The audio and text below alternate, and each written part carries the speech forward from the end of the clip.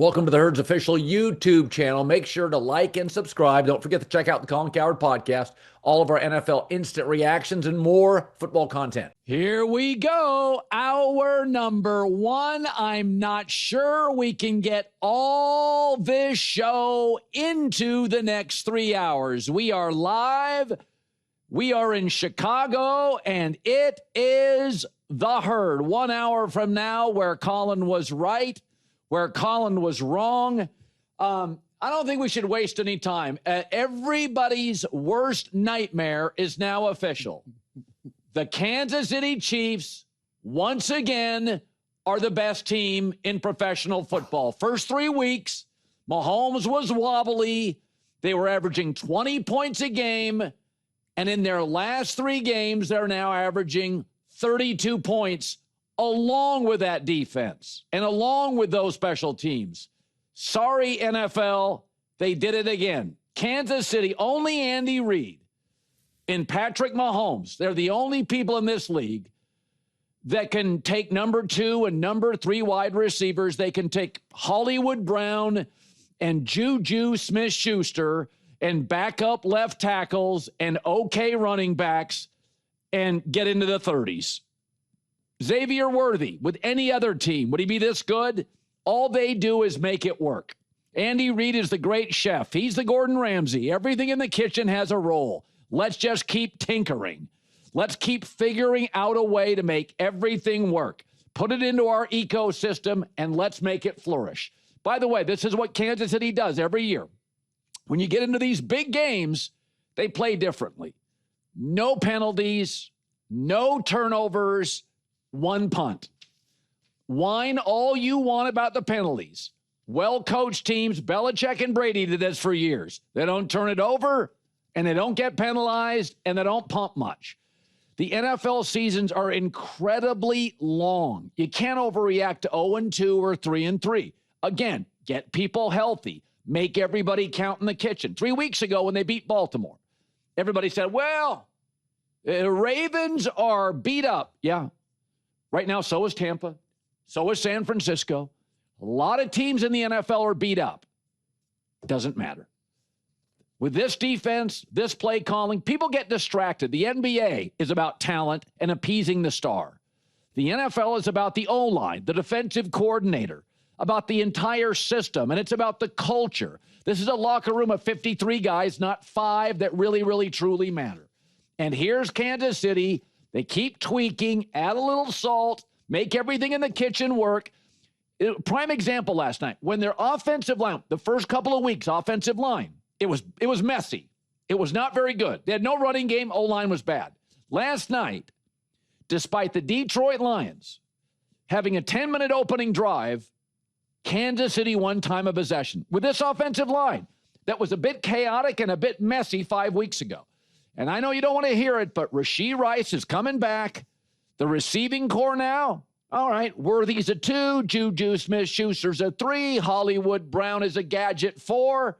Oh, and with Mahomes and Reid pulling the levers, that is a way above average receiving core. Travis Kelce again in a big spot. He arrives. So this is what Kansas City does. First 3 weeks, very choppy. Last 3 games, 32 a game. And Detroit's a really good team. But they were so focused last night. Here's Patrick Mahomes on being the youngest quarterback to ever get to 300 touchdown passes. It's extremely cool. I mean, I've been blessed. I always say it, and I mean it. Like, I've been blessed. I got drafted here in Kansas City, a great community, great ownership, and then getting one of the best football coaches of all time and some of the greatest players of all time around me. And so it makes my job a lot easier when I'm able to throw to some great ones. And let's continue it. Let's have some fun. And we've got a long career ahead, and we'll see how many we can get to. That's the best team in the NFL right now. Kansas City Chiefs. 1 punt, no turnovers, no penalties, dominating an excellent Detroit Lions team. Okay, so the last couple of weeks, Baker Mayfield has had to go on the road out west, Seattle, San Francisco, good teams. And in both games, Baker Mayfield was the difference. He's missing Mike Evans and Chris Godwin and Bucky Irving. Emeka Egbuka got hurt in the game. Baker willed his team to a W.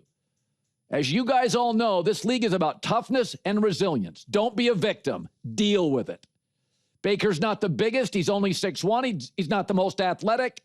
But his fight picking up that first down on the run is A++. The dude was missing his top 4 receivers. Instead, he needed Tez Johnson, heck of a catch, and Cameron Johnson, who was an undrafted D2 athlete. That was his receiving core. And both caught their first career NFL touchdowns. Baker Mayfield, a lot of these quarterbacks, I don't even need to name them, they get coordinators fired. Baker Mayfield's last 2 coordinators, he got head coaching jobs. And again, there's a quality that Baker Mayfield has that I wish everybody in America had. Not everything has to be perfect. He never plays the victim. It's like, what do I got to work with? All right, let's go. He's never pointing fingers. Baker's like, get on my back. This is a guy he's pulling a team right now. They are a mess offensively. They are falling. He's using D2 receivers. And he's beating Seattle in Seattle. You see what Seattle did on the road yesterday? You see what Seattle did to the Steelers this year? He's beating San Francisco. All I hear, well, Brock Purdy's guys are injured. Baker's like, yeah, whatevs. Let's go. I don't think right now that Tampa Bay roster, because I think they're the second best team in the NFL to Kansas City, but their roster is so beat up, it's not a top 10 roster. They're missing great players. Pedal to the metal, head down, don't point fingers. Tampa's now 5-1. Big win after big win with Baker Mayfield. His resilience is completely contagious and redeemable. And here he was after another W on the road. I truly, genuinely trust the guys that are in there. They're ready. We talk throughout the week. Guys are on the same page, and that's real. I trust these guys, even though some of them might not have played a whole lot of ball, but if we're on the same page, good things happen. You don't have to have the perfect play when all your guys are fighting for each other and are on the same page, and that's an example of that. Defense played great, special teams as well, and so that's complimentary football.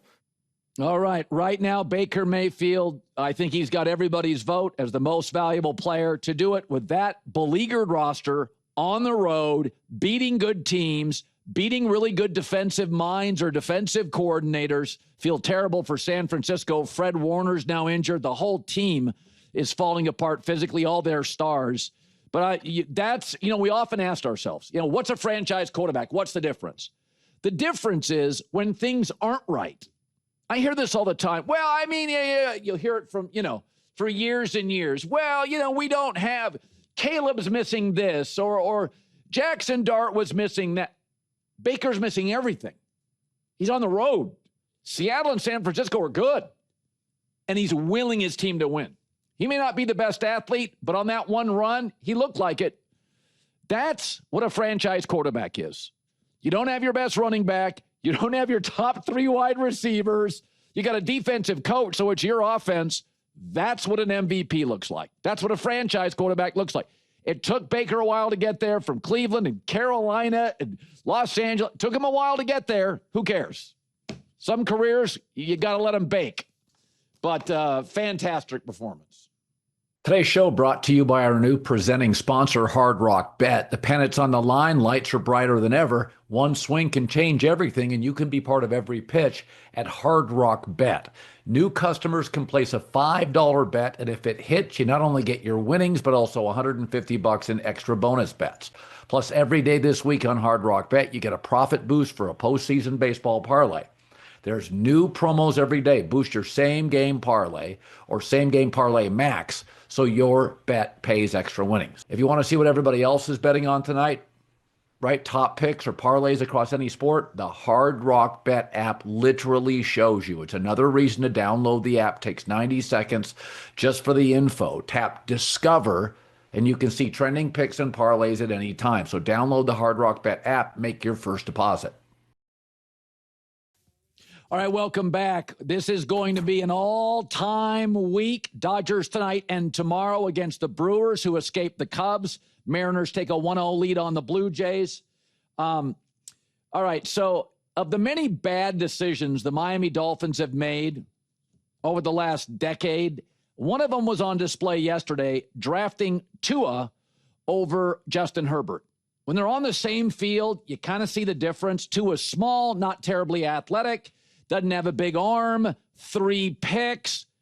Herbert's unbelievable. 6'6", tough, strong, physical, moves. Top NFL quarterbacks need to rise above their circumstances, and Tua needs everything to be perfect. Herbert had no number 1 receiver, 3 backups on the offensive line, the number 3 or number 4 running back, and Justin Herbert made a play in this game. It wasn't just game-saving. It may have been season-saving. As Herbert, again, backups everywhere. Old Keenan Allen, that's what he has to work with. But he made a play to Ladd McConkey where he switched hands with the ball. Again, on the road, backups everywhere. It felt like season on the, switches hands, finds McConkey.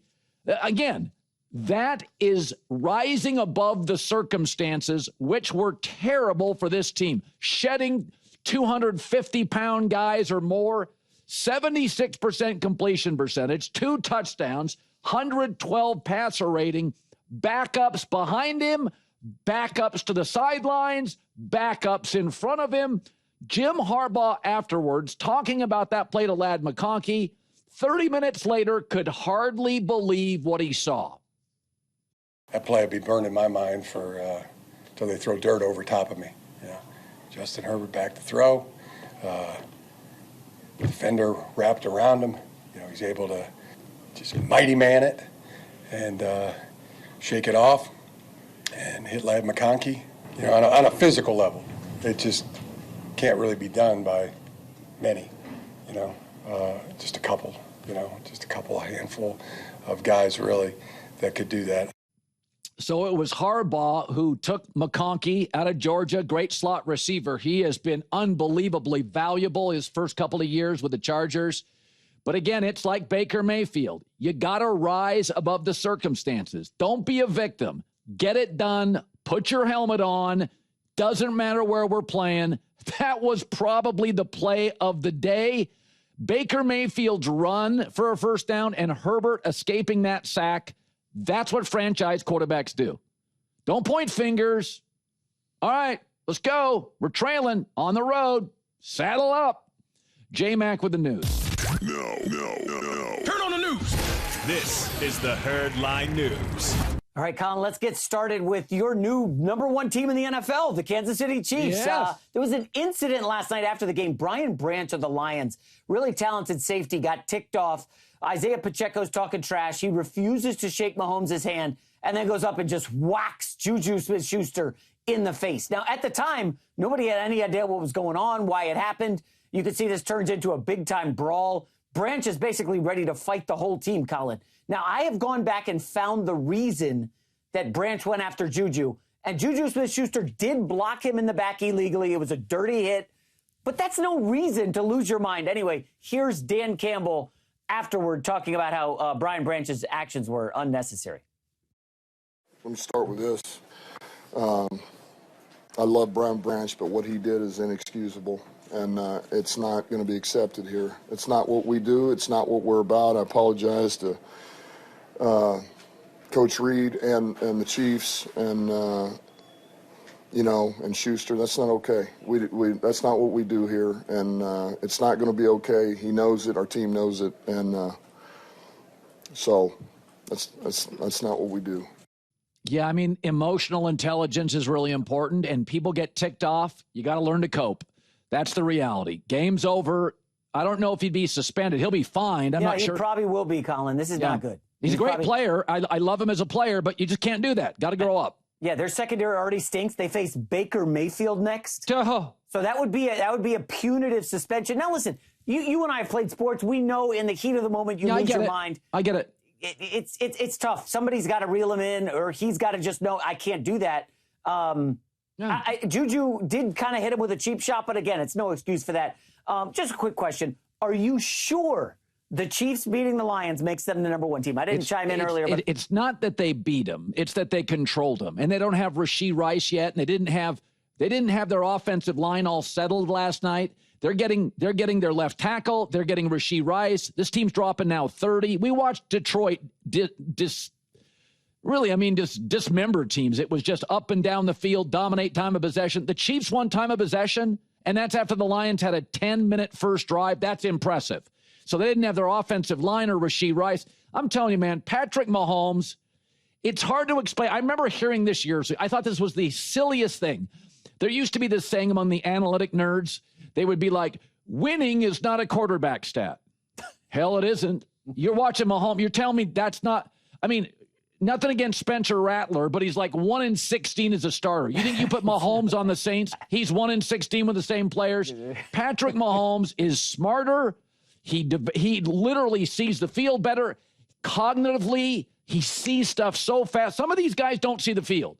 And then there are guys like Mahomes who not only sees it, it's like X-ray vision. He's like Gretzky. He sees stuff develop before it develops. They're bringing in Juju Smith-Schuster, has done nothing.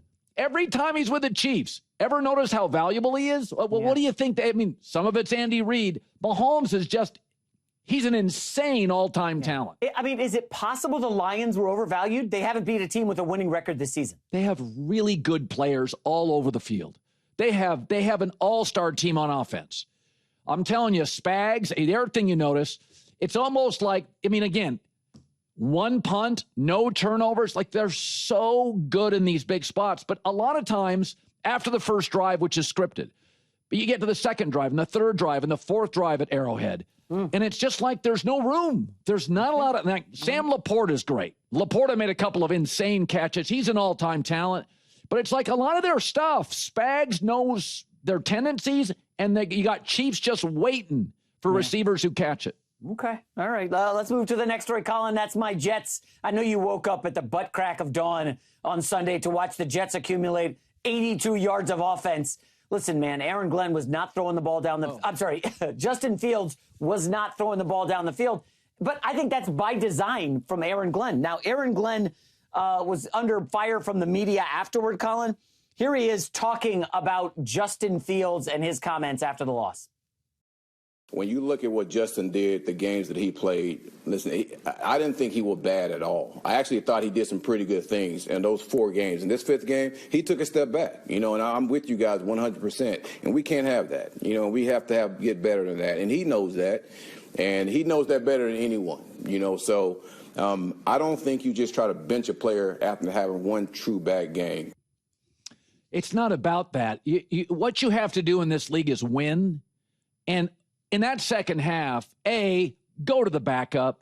B, what? I would get Tyrod Taylor's a pro. He's been around forever. Justin Fields, Denver was in his head. Denver was hammering him. He was done. He was done in the second half.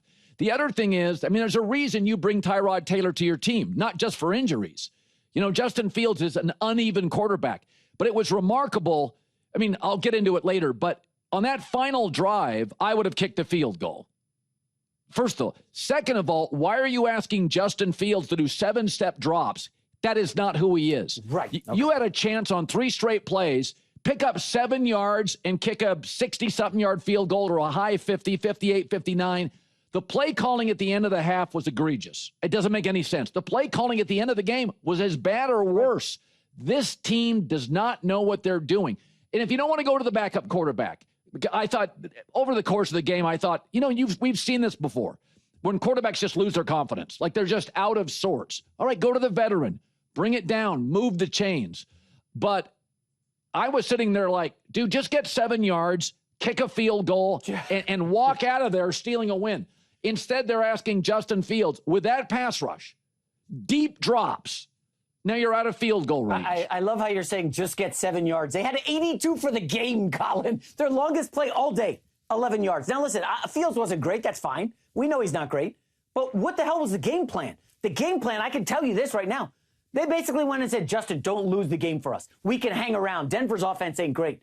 And they just basically hung around despite the ineptitude. The Jets had a chance to win the game in the final minute. So I know they weren't awesome and they couldn't move the football. But by the way, Denver's defense is a crazy stat for you. So 4 times this season in the NFL, a team did not get 10 first downs. Only 4 times. 3 of them were caused by the Denver Broncos. That's how good this defense is. So the idea that Justin Fields was going to go in there and light the world on fire, that was never happening. He didn't lose the game for them. They were in it until the end. This is a good loss, right? You're winless. You're in line to get the number 1 pick. You covered the spread. Well, it's not a good loss when your coach appears to be completely overmatched as a head coach. Well, come on, he's a first-year coach against Sean Payton, the Hall of Fame. Well, dude, it's beyond that. It's got a Freddie Kitchens vibe. It's got a Rich Kotite vibe. It's got we don't know what we're doing. Is that the worst thing in the world, Colin? When you could get the number 1 pick because you lose 14 games. That's not the worst thing in the world. No, I'm not saying it is, but you would like to not have to buy another coach and another set of coordinators and more position coaches. Yes, how many times can you keep flushing this green toilet? Well, let's ask the owner, Woody Johnson, who keeps making horrible decisions. So I am going to shock you that for the second straight time I'm talking about the Steelers and Aaron Rodgers, I've got positive vibes. They beat Cleveland. They were going to beat Cleveland 23-9. I mean, listen, Dylan Gabriel had no shot, totally engulfed. But here's the thing. Aaron Rodgers has done 2 things really well. Number 1, he is fit into the Steelers culture. He's not taking anything away. And secondly, he's made the Pittsburgh offense smarter. Pittsburgh's offense is unique. It's got huge targets. You know, the Hayward and Washington and DK Metcalf and Freiermuth. It's got gigantic men. This is not like gadget receivers. Like Kansas City's doing it with some smaller body types. Pittsburgh's got massive size, and Aaron realizes that. There's no reason to take big risks down the field. For the last 7-8 years, I had said on this show, Pittsburgh had playmakers defensively, but they were like tone deaf offensively. They just weren't very smart situationally. So Aaron has fit in. It's not about Aaron. He's fit in with a culture, and he just made the offense much smarter. Now places like PFF are like, he didn't throw the ball down the field. On this team, there's no reason to. This offense is big, strong, and physical. And I'm watching this team. He's not doing a lot of wow stuff. He's doing a lot of we stuff. That's what this is for Pittsburgh. So now they couldn't beat Sam Darnold because I don't think this team is going to beat the best quarterbacks. But in the AFC North right now, it's backups. So I think Aaron has downshifted. He understands. He's a smart guy. He understands what the team needs from me. And in these games, when you're facing Dylan Gabriel and backups, what the team needs is the system, first downs, not a lot of wow plays. I got big targets. And I mean, it's like you're throwing to defensive ends. This whole team feels like a tight end, but effective, productive enough. I like what I see. You're getting his touch, his accuracy, and his IQ. And I think he's done a great job. The numbers will tell you, well, he's not throwing the ball down the field. You know what? Maybe a younger Aaron Rodgers, when he was in his athletic prime, would have been running around and running out of completions. This Aaron, for this team, which has Mack Trucks as targets and Washington and DK Metcalf, this is exactly the offense you should run. Get some physical matchup advantages. You can throw stuff underneath. Your big guys can break tackles. I'm really impressed by it. They may run away with this division by Thanksgiving, but he's doing that. Now, that was a great throw in the end zone across your body. That's an Aaron throw. But I think he's really figured out the right tenor for this offense. He's just moving the pocket enough. Here he was after. I think we're playing pretty smart football. I think Art, got us into a good rhythm today. And when we take care of the football and don't turn it over, we're going to have a chance in a game. And then if we can control the line of scrimmage, we're really going to be playing downhill. I thought the key to the last 2 games has been first and second down. Yeah, I think it looks really good. And I for years and years, it's so funny. Remember when Aaron left the Jets and he was like, yeah, I had a meeting with Aaron Glenn. I flew cross country on my Gulfstream or Citation or something, my private jet. And I sat down for a meeting, and 20 seconds later, Aaron Glenn said, we're going to go in a different direction. And Aaron's like, that was weird. I watched the Jets yesterday. They're weird. Aaron's not. Aaron went to Pittsburgh, and he's taken this weird. The Steelers offense for like 7 years. They can't run the ball. Despite using draft capital on the O-line and at running back. You're like, well, why aren't they more effective? They just weren't smart enough. And he's the trigger man. And he deserves a ton of credit. Coming up next, another track meet involving the Dallas Cowboys. James Franklin gets fired. And there was a play last night in the Lions-Chiefs game. There was a singular play that defines why Kansas City's probably going to win another Super Bowl. Oh, it makes you uncomfortable. Makes everybody but Nick Wright uncomfortable, but I'll talk about that coming up.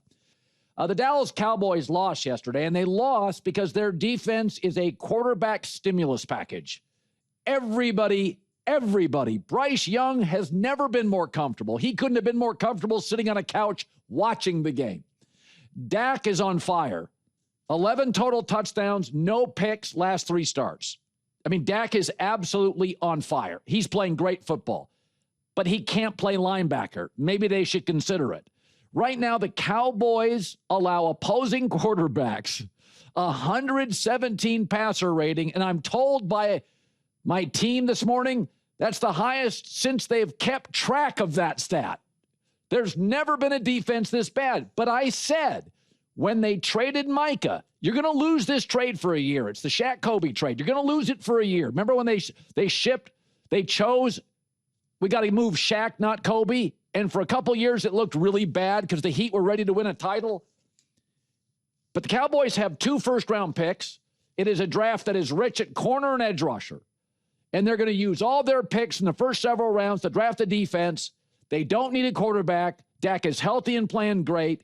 The George Pickens move, I looked at it and I thought, oh, Pickens is a one-year deal. I'm not so sure now.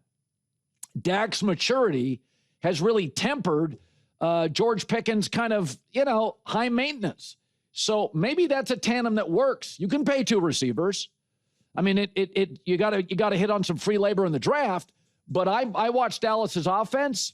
They look reasonably well coached. Dak's on fire. But this defense made Rico Dowdle look like Earl Campbell. I mean, they gave him the ball 30 times. He rushed for over 200 yards almost. So, again, it's a track meet. And Dallas has only one way to win now. They've got to hit the ribbon first at the track meet. And they didn't. Bryce Young did, and here's Dak after. I wouldn't say it's demoralizing, but I definitely say it's frustrating, right? Like, just even the last time you have the ball, probably was not our best series of the game. If we don't score, last thing I'm doing is being frustrated at the defense. Like, that's my problem. That's our problem. That's somebody on offense or, something that we didn't do better. Okay, I want to talk about in that game last night. So remember a couple of weeks ago, Kansas City they lose to Jacksonville, but it really is the foundational piece of Kansas City. They are so good situationally. So there was a play that was called a pick. And Kansas City's like, no. This is not a pick. It's within a yard of the line of scrimmage. That's legal. Travis Kelce knew it. Mahomes knew it. Andy Reid knew it. They all were pointing. No. Mr. Official, you're wrong on that. It's within 1 yard of the line of scrimmage. They knew the rules better than the officials. And this is very Belichickian back in New England. Brady and Belichick, Josh McDaniel, they knew the rule book better than the officials. And they tinkered with it. And they manipulated it. So Kansas City knew, no, that pick is legal. And they were right. Last night, Detroit gets into one of these plays. And I think Detroit's well coached. But the Jared Goff touchdown when he goes out to the flat, no. They practiced that thing 10 times. It's illegal. You got to get that buttoned up. You can't run that play more than once a year. And when you run it, you got to get it buttoned up. It's an old rule that goes back to T formation, where Goff has to stop for at least a second. He just can't go in motion and curl off. He has to stop and set. It's kind of a specific to quarterback rule from the lost ages, the halcyon days of football. So again, in both instances, near the goal line, huge situational play. Kansas City against the Jags knew the rule book better than the official. Detroit, just a little play, was not buttoned up and didn't know the rules specifically. And to me, you start watching these games, I mean, games that should be 30-0, like they're not. The Jets and Denver is so much better, and Denver's incredibly well coached. Denver had the better everything. It comes down to like situational coaching, situational quarterbacking. These Super Bowls, there was a period for about 10 years where all the Super Bowls were blowouts. The Cowboys were in a few of them, win them. That's not the way it is now. Generally speaking, now Kansas City's gotten their boat raced in a couple of Super Bowls because they couldn't get the left tackle right. But by and large, these games are decided on these little situational, circumstantial plays, moments, understanding the rules. Kansas City's great at it. They knew this pick was legal. I guarantee you they went to the rule book because the minute that play happened, they were all pointing at the ref. No, pick the flag up. So it just, it's not the end of the world, but Detroit, you got to get that right. That's a play that you run to Jared Goff one time a year. You can't run it again. It's like Philly special. You get one of those every couple of seasons. You better have it buttoned up. So Penn State, it's just strange. It really is to me. Lost 3 straight close games. Now they lost to Northwestern. They lost as a huge favorite out west. Although I will tell you, in college football, traveling 3,000 miles, nothing feels like an upset. That's why what Indiana did to Oregon this weekend is unbelievable. College teams are young men. They do not travel as well as professionals. In the NFL, home field, I mean, Seattle can go all the way to Jacksonville. It doesn't matter. It just doesn't matter. But in college, you travel to UCLA off that Oregon loss. It's not that shocking they lost. I mean, it's shocking. Now, losing to Northwestern, apparently James Franklin and the athletic director got into a shouting match in the locker room. But here's why I worry about it. The old substitute teacher rule. If you're going to spare no expense to fire a coach, and they paid Franklin $50 million, then you better spare no expense to hire the next coach. What happens in the next 6 weeks if Penn State goes 5-1 or 4-2? Because they got the players. And all the players are going to protest. We want the interim coach. We want the interim guy. Well, what do? We're going to transfer. I'm telling you, these athletic departments, they bow. They bow to pressure. So when you fire a coach, just know that like the substitute teacher, everybody loves the interim coach. They come in, everybody's on their best behavior, everybody's working their butt off. Generally, the interim is not as harsh. It's not as bleak or intimidating or as punitive as the head coach. Everybody's playing their hardest. They want to curry favor with the new guys. Backups think they have a chance to start. And you go on a little heater. You go on a 3-game, 4-game winning streak. And then the players are like, this is our guy or we're transferring. And then you're trapped. So if you're going to spare no expense to fire James, you better spare no expense to hire the next guy. So, at Michigan, Harbaugh leaves. Who was popular? Well, the popular assistant. So far, doesn't look very good. Now, it's too early to make a call. Bryce Underwood, Marsh, 2 of their best players, they're kids. Underwood's a freshman. They got a lot of good young players. Michigan brand, they still recruit well. But I always worry about, that's how Antonio Pierce got hired by the Raiders. If you fire too early, it's one thing if you fire and there's 2-3 games left. There's no pressure on an athletic department to hire the guy. You hire with 6 games left or 7 games left, and you win a bowl game, you go 4-2, maybe you upset a good team. Everybody's like, that's the guy. Is he really the guy? Or is he the guy, the roster, the substitute teacher that everybody loves? So I think it's dangerous. Bruce Feldman will stop by later in the show to talk about it. I think you get into really dicey spots. I was shocked by it. I mean, they won 13 games last season. They've had double-digit wins multiple seasons. He's a great recruiter. Now, there's an argument it was, just stuff gets untenable. Okay, I'm not close enough to the program to know. I went online this weekend.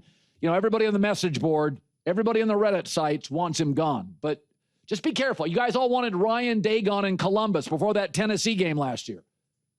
When you lost to Michigan by 20, you all wanted Ryan Day out. That's funny. You kind of like Ryan Day now.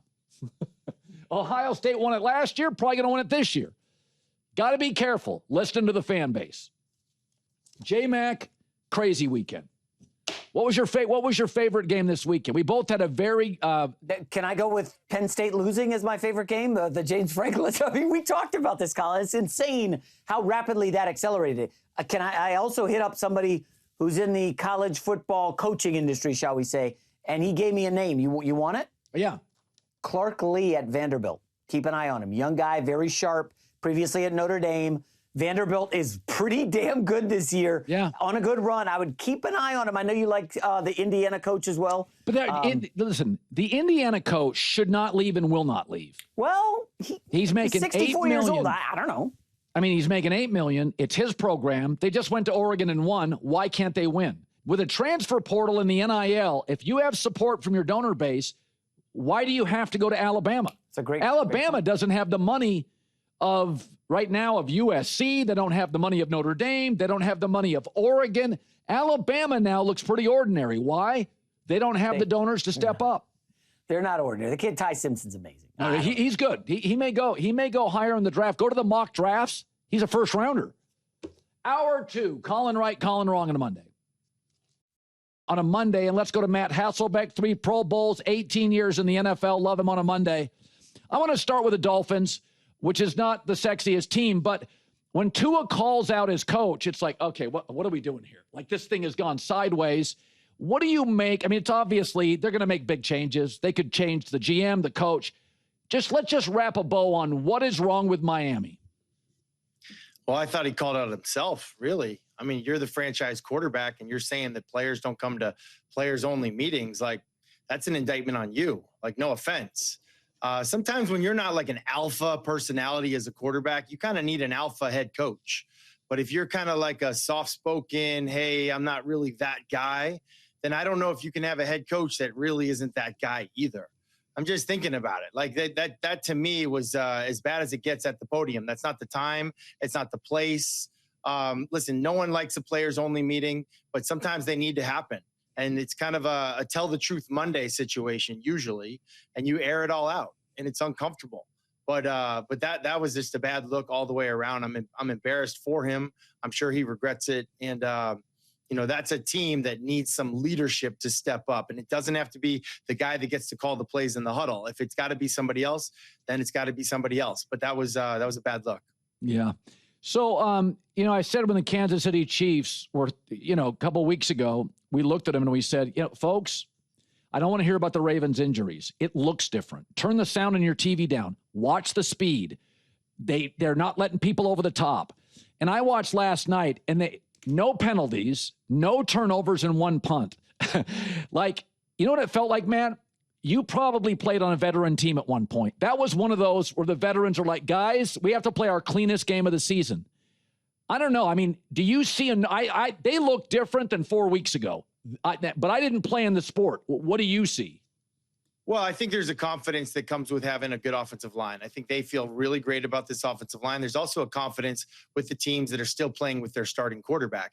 And then if your starting quarterback's one of the greatest quarterbacks to ever play the game ever, and then you've got the best offensive play caller designer in our era and Andy Reid, like literally, how are you going to, like, that gives me confidence as a player. That gives me confidence as a locker room. And as a defense, like you got Mahomes over here running like speed option, like he's Vince Young or something. Like you got to defend it all. And so listen, as they're getting healthy, they get Worthy back, they're getting Rice back. You can tell that this is a team. There's no panic. There's no players only meetings there. They're 3-3. The sky's not falling. They're like, hey, we're going to go 1-0 this week. We're probably like a game out. We're good. Like we're absolutely good. And I can promise you, their last week was tough. Maybe they did have to have players speak up, but I don't think this is the kind of team that needs coaches to leave the room when players want to air out some stuff that they got to say. Yeah. And so I just think the culture is there. The continuity's been there, and you have alphas at the head coach, at the quarterback, at the tight end, at D-line, all over. Good team, good franchise, top to bottom. Yeah. So it'd be one thing if Baker Mayfield's reboot in his career was based on like one coach or one coordinator. The fact is the last 2 coordinators under him left to get head coaching jobs. Some quarterbacks get coordinators fired. He's getting them hired.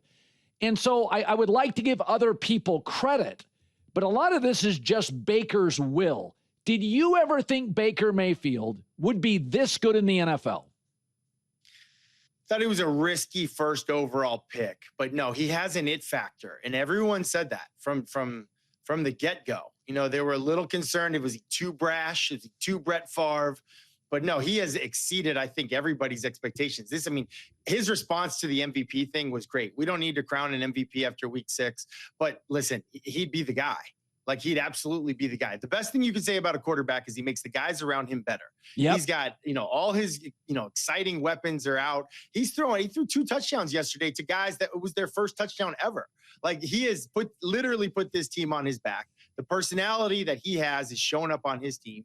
And I believe that's contagious. I really think it's contagious. And this is a team that you don't want to face. Tampa is the real deal, and it's because of Baker. Yeah, and there is value in winning these close games time and time again. You can't tell me there's not some – it's like a baseball team that keeps coming back and winning. I think that stuff always has a redeemable quality. Yeah, and if I could just add one other thing, he has become such a great deep ball thrower. A lot of times quarterbacks, they just kind of play it safe. His eyes are way downfield, the third level of the defense. And he's like, you know what? I don't care if it's a little bit late. I'm throwing it deep down in the middle to my guys. I'm giving you a chance. And I think that's been one of the most dangerous parts about his game. So let's talk about his draft class and Sam Darnold. So I think what's impressive about Sam Darnold, the Minnesota team he was on had a veteran left tackle and a veteran running back and a veteran wide receiver in Justin Jefferson. He goes to Seattle, and it's kids. It's the second youngest offense. And we were all like, boy, JSN, is that a number one guy? Explain to me, now maybe JSN's super mature. Explain to me how JSN and Darnold are this good together this quickly. You only have so much practice time. How does it look like they've been together for 8 years? Well, I think they're bought into the system. I mean, this is the same system that he threw 35 touchdowns in last year. And I think there's with the experience now, there's a lot of wisdom. He says, he can come into JSN and be like, hey, listen, this is how, Justin Jefferson did it. What do you think? And Clint Kubiak is, really come from that same Kyle Shanahan tree. But I think you also empower a guy when you give him the contract that they gave Sam Darnold. You say, hey, you're the guy. And I think he's taken ownership of that. He's playing great football. I think on both sides of the ball. Listen, Seattle's defense, This is a team that they've got length, they've got speed, they're very young, they've got a young head coach. When your defense is creating 7 sacks, that's going to help your offense as well. So I don't think this is a finished product team. I mean, there's actually areas where this offense can really improve. Third down would be a great example. They got to improve. But I think what Darnold has done such an amazing job of is under center, play action, turn your back to the defense, which marries up with the run game that they're trying to establish. And JSN, literally, I think I've been saying this for a long time, I think he's the most underrated wide receiver in the entire NFL. So a lot of people didn't watch the Saints or Patriots, but I remember during camp, Mike Vrabel coming out, and it was one of those quotes that's kind of memorable. He's like, Drake's got to understand leadership is 7 days a week. It's not a great practice. You got to be a leader 7 days a week. And it was kind of like, I really like this kid, but he's young. And I always said, I think it's so weird. You're 24 years old. You walk into a locker room with rich dudes that are 31. And it's like, all right, you're the parent. It's like, that is hard. But the last 3 or 4 weeks, you tell me, it looks like Drake May is as good as any quarterback in his class. He's not Jaden Daniels yet, but I don't know. It feels special to me. No, he's not Jaden Daniels, but he outplayed Jaden Daniels in those joint practices when Vrabel said that. And everyone was trying to crown him as better than Jaden Daniels. And Vrabel was like, hey, in a Bill Parcells kind of way, was like, hey, pump the brakes. But no, Drake May has everyone in New England excited, mostly because of the huge win at Buffalo against Josh Allen. But what I love what he's doing and what Josh McDaniels is doing is they run so many different option routes. Think about Josh Daniels and all the different guys that ran option routes through, when he was successful. Drake has an experience doing that at UNC. He's got a great feel for Diggs and Pop Douglas and all the different guys. So I believe that's one of the harder things for quarterbacks is to really get on the same page quick with the guys on option routes. The other thing that Drake has done a great job is before he uses his legs to scramble, he's using the running back check down game. Again, a Josh McDaniels staple. So, is he ready to be crowned like the best quarterback in the AFC East, or is he the next Tom Brady? Like, no, but the excitement is super real. And I think Vrabel understands, having been teammates with Tom Brady, having been around great quarterbacks. I think Vrabel's in Josh McDaniels. It's like a nice little tag team for this quarterback. And don't be surprised. I mean, literally do not be surprised if the Patriots are a playoff team this year. Great call by you, Colin. Colin was right. Well, get a couple of them. And by the way, I remind everybody when I hit 2 times a year on being right. I make sure to You're like a broken clock. You're like a broken clock. You're right twice a day. Guaranteed. Absolutely. So there are some guys, and I'm always kind of amazed by this quality. And I saw it last year with Jaden Daniels. Some guys just see the field, and some quarterbacks don't. And Herbert yesterday is under duress, and he's running around. He's switching hands with the ball. He throws it out to McConkey, and I'm like, some of this is innate. I don't think you can coach some of this quarterback stuff. Herbert yesterday, 3 backup O-linemen, no number 1 receiver, number 3 running back. How do you view him? I mean, he's obviously physically impressive. But sometimes he makes throws, and I don't know. Is it coaching? Is it scheme? What do you make of Herbert? Well, yeah, you can coach that stuff. I mean, literally those are ball control, ball in the pocket drills, escapability drills, but you need the tangibles. Listen, I feel like I talk about intangibles a lot with the quarterback, but you also need the tangibles. You get around Justin Herbert. He's every bit a franchise quarterback. I mean, he looks like Drew Bledsoe. He moves like Brett Favre. Like, he's really incredible. And he does it at the clutch moments. Now, here's another guy. You mentioned he's on his 3rd string left tackle. Will they make a trade? Until they make a trade, he's going to have to throw with great anticipation, or he's going to have to really be Superman, like you saw in this game, put the team on his back. But you're not going to be playing the Miami Dolphins every week. And so this is a situation where I think he's going to need a little bit of help. I mean, you look at Lamar Jackson, he needed help. He's one of the game's great quarterbacks. Justin Herbert's going to need help as well. Finally, Aaron Rodgers in his whole career has never let go of the ball this quickly. And I'd make the argument, Pittsburgh's strange. They have 3 tight ends that are giants. One of them is the biggest tight end in the league. Let's go left tackle. Then they have DK Metcalf. And this is not necessarily a throw the ball over the top team. It is we've got really large 6'6" men who are strong. Get the ball to them in matchups. Let them break some tackles. And he's getting crushed in all these analytic grading systems that he's having a bad year. And I'm like, no, I kind of get it. They don't have a Xavier Worthy. They don't have these Lad McConkeys. They have 6-7 receivers and tight ends.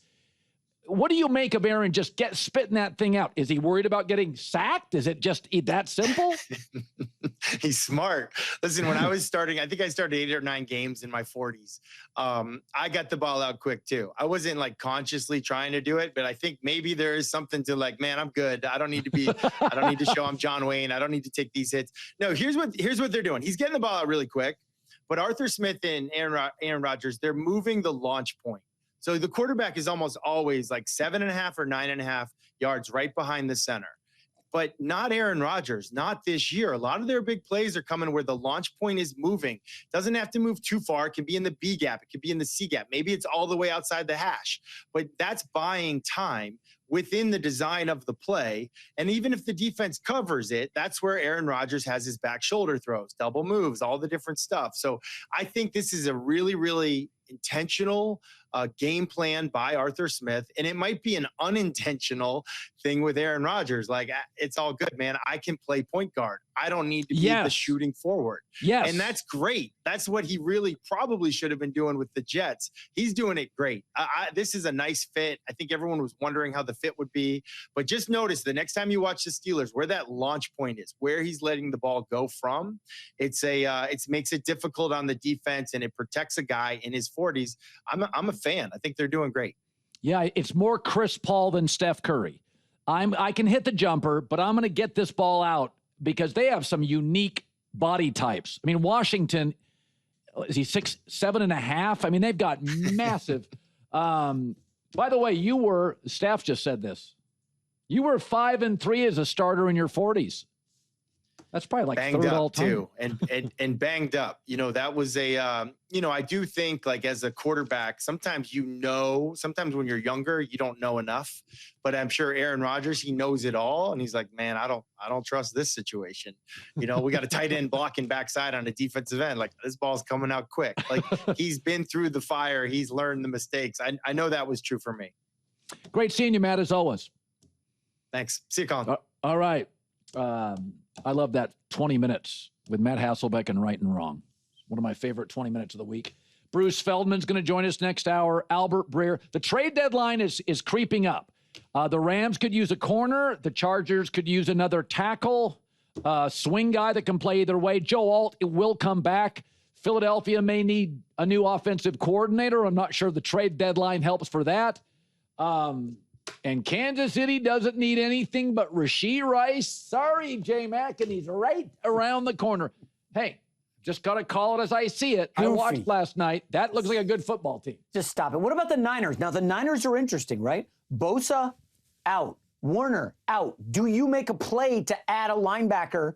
Do you make a play to add a Quinnen Williams from the Jets, who Salah knows well? Do you do something? Because the Niners' schedule still leaves the door open for them to make a deep playoff run. And remember, the offense will have Ayuk, presumably Jennings, Pearsall, Brock Purdy. Like, they're going to have pieces. I think the Niners are a week-to-week team. If two of their receivers came back next week, I'd say no.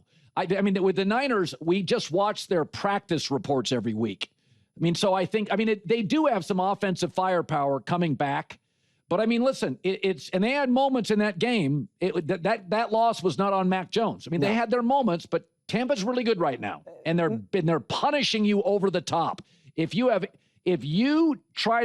bring too much heat on Baker, he'll burn you. They'll go right at you over the top. And as Matt said, Baker's thrown the best deep ball of his life. He has 8 touchdown passes of 20 or more air yards. That's double the second most quarterback in the league, who's your guy, Bo Nix.